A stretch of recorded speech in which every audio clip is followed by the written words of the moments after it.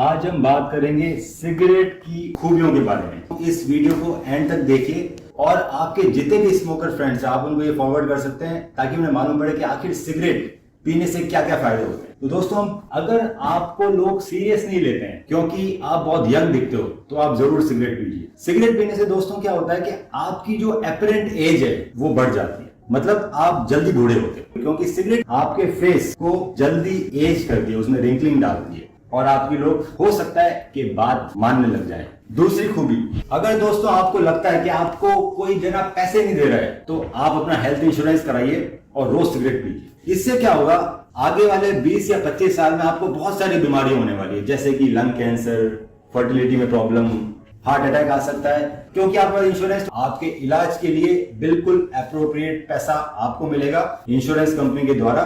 तीसरी खूबी, अगर आप परेशान हैं कि भैया देश की जनसंख्या बहुत बढ़ रही है, अनएम्प्लॉयमेंट बढ़ रहा है, तो सिगरेट पीजिए। सिगरेट पीने से आपको इरेक्टाइल डिसफंक्शन और इनफर्टिलिटी और इस तरह की प्रॉब्लम्स आने लगेगी।